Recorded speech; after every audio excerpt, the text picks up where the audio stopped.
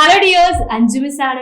So 4ാം class അടിപൊളിയായി പഠിച്ച് വിജയകരമായിട്ട് വിജയശ്രീയിൽ ആളിതരായിട്ട് എന്റെ മക്കൾ 5ാം ക്ലാസ്സിലെത്തി.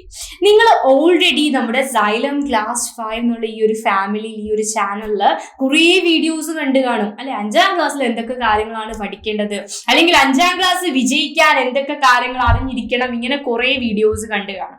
അപ്പൊ മലയാളത്തില് 5ാം ക്ലാസ്സിലെ മലയാളത്തില് ഓണം എക്സാം ആയിക്കോട്ടെ, ക്രിസ്മസ് എക്സാം ആയിക്കോട്ടെ, മക്കളുടെ വലിയ പരീക്ഷ ആയിക്കോട്ടെ, സ്ഥിരമായിട്ട് ചോദിക്കുന്ന ഒരു ചോദ്യമുണ്ട്.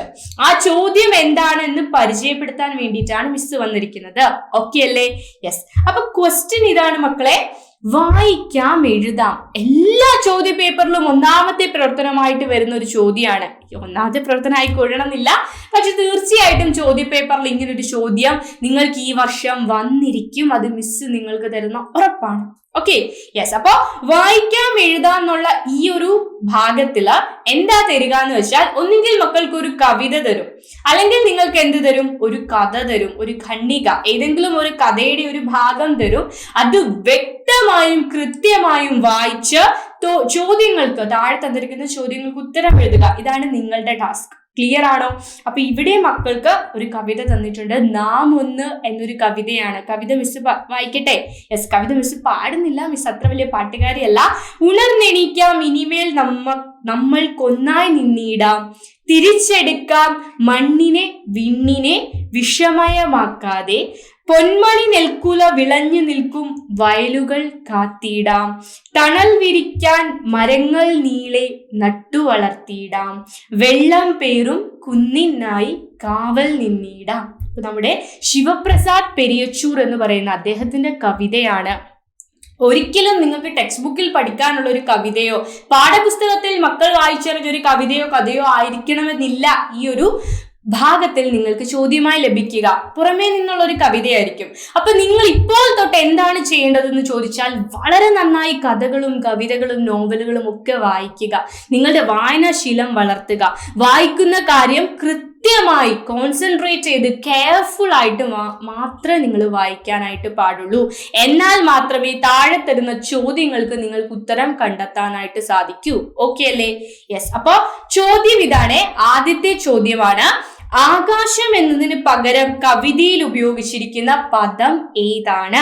മക്കളൊന്ന് പെട്ടെന്ന് ആൻസർ കമന്റ് ചെയ്തേ. പെട്ടെന്ന് കമന്റ് ചെയ്യണേ. കമന്റ് ബോക്സിൽ ചെന്നിട്ട് ആൻസർ അറിയാവുന്ന മക്കൾ ഒന്ന് കമന്റ് ചെയ്തേ.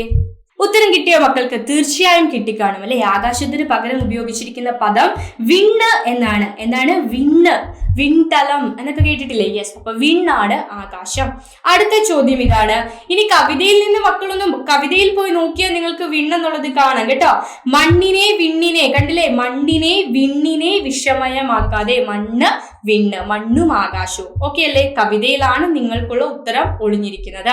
അടുത്ത ചോദ്യം, നമ്മൾക്കൊന്നായി നിന്നിടാം എന്ന് പറയുന്നത് എന്തിനു വേണ്ടിയാണ്? എന്തിനു വേണ്ടിയാണ് കവി ഉണർന്നെണീക്കാം നമ്മൾക്കൊന്നായി നിന്നിടാം എന്ന് പറയുന്നുണ്ടല്ലേ? എന്തിനു വേണ്ടിയിട്ടാണ്? നല്ലൊരു നാളെ വരാൻ. കേട്ടോ, ആൻസർ ഇതാണ്. നല്ലൊരു നാളെ വരണം. നമ്മുടെ ഫ്യൂച്ചർ ഒക്കെ നല്ലതാവണം. ഇപ്പോഴേ മക്കൾക്ക് 5ാം ക്ലാസ്സിന്റെ ക്ലാസ് തുടങ്ങി. ശരിക്കും നിങ്ങൾ വെക്കേഷൻ ടൈമിലാണ്. ഈ വെക്കേഷന് പോലും നമ്മൾ നിങ്ങൾക്ക് എന്തിനു വേണ്ടിയിട്ടാണ് ക്ലാസ് വരുന്നത്? ഈ വർഷം വളരെ നന്നായിട്ട് എഴുതാൻ, ഫ്യൂച്ചറിൽ ഭാവിയിൽ നിങ്ങൾക്ക് A ഗ്രേഡ് സ്വന്തമാക്കാൻ സാധിക്കണം. അതേപോലെയാണ് ഒന്നിച്ചു നിൽക്കുന്നത്. നല്ലത് വരാൻ വേണ്ടിയിട്ടാണ്. എപ്പോഴും ടീച്ചേഴ്സ് നിങ്ങളോട് പറയാലേ മക്കളെ, നമ്മളൊക്കെ ഒരുമിച്ച് നിന്നാലാണ് നിങ്ങൾക്ക് വിജയം കിട്ടുക. നമ്മുടെ ടീച്ചേഴ്സും മക്കളും പാരന്റ്സും ഒക്കെ ഒരുമിച്ച് നിൽക്കണം. അവസാന ചോദ്യം, കുന്നിന് കാവൽ നിൽക്കണമെന്ന് കവി ആവശ്യപ്പെടുന്നത് എന്തുകൊണ്ടാണ്? എന്തിനു വേണ്ടിയിട്ടാണ് കുന്നുകൾക്ക് കാവൽ നിൽക്കേണ്ടി വരുന്നത്? എന്തിനു വേണ്ടിയിട്ടാണ്? കുന്നുകൾ ധാരാളം ഉള്ളത് കൊണ്ടാണ്. എനിക്കിവിടെ കുറേ കുന്നുകളുണ്ട്, ഇപ്പോൾ എല്ലാത്തിനും കാവൽ നിന്നേക്കാം, അതാണോ?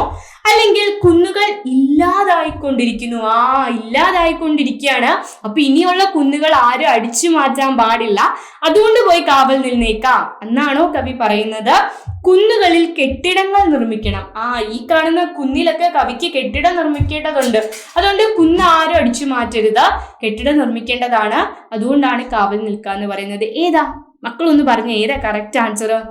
ഓപ്ഷൻ എ ആണോ? ഓപ്ഷൻ ബി ആണോ? ഓപ്ഷൻ സി ആണോ? യെസ്, വേഗം പറയൂ. ഏതാണ്?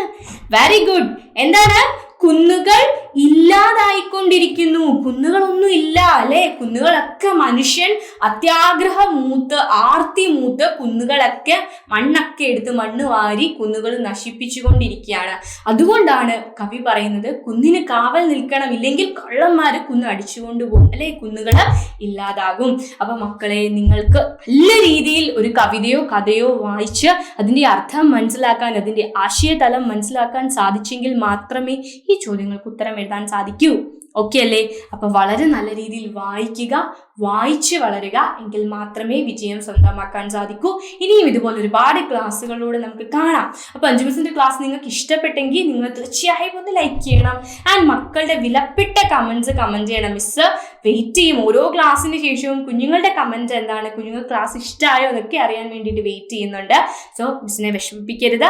നിങ്ങളുടെ അഭിപ്രായങ്ങൾ അറിയിക്കുക. നിങ്ങളുടെ ശരിയായ അഭിപ്രായങ്ങൾ അറിയിച്ചാൽ മതി. മിസ്സിന് ഇഷ്ടപ്പെടാൻ വേണ്ടിയിട്ട് മക്കൾക്ക് മനസ്സിലായില്ലെങ്കിൽ ആ മനസ്സിലായി മിസ്സിന് ഒന്നും കള്ളത്തരം വരേണ്ട. കുഞ്ഞുങ്ങൾക്ക് മനസ്സിലായെങ്കിൽ മാത്രം മനസ്സിലായി. ഇനിയും കൂടുതൽ എന്തൊക്കെ നിങ്ങൾക്ക് അറിയണം, നിങ്ങൾക്ക് അറിയാത്ത കാര്യങ്ങളൊക്കെ ചോദിച്ചോളൂ. അതിനെക്കുറിച്ചൊക്കെ നമ്മൾ വീഡിയോസ് ഇടും. ഓക്കെ, ആദ്യമായിട്ട് നമ്മുടെ ഫാമിലിയിൽ ഒരു ക്ലാസ് കാണുന്ന കുഞ്ഞാണെങ്കിൽ എന്ത് ചെയ്യണം, നമ്മുടെ ചാനൽ ഒന്ന് സബ്സ്ക്രൈബ് ചെയ്ത് വെച്ചേക്കണം. അത് എന്തിനു വേണ്ടിയിട്ടാണ് മിസ് പറഞ്ഞു തരുന്നതെന്ന് ചോദിച്ചാൽ, മക്കൾക്ക് ഇനിയും ഈ ചാനലിൽ വരുന്ന വീഡിയോസ് കാണാൻ വേണ്ടിയിട്ടാണ്. ഇനിയും ഒരുപാട് ബേസിക് സയൻസും ഇംഗ്ലീഷും ഒക്കെ നിങ്ങൾക്ക് വീഡിയോസ് ഇതിൽ കിട്ടും. അതൊക്കെ നിങ്ങൾ കാണുക. മിടുക്കന്മാരും മിടുക്കികളുമായിട്ട് അടിപൊളിയായിട്ട് വളരുക. നമുക്കിനി പുതിയ ക്ലാസ്സിൽ കാണാം. Bye dears.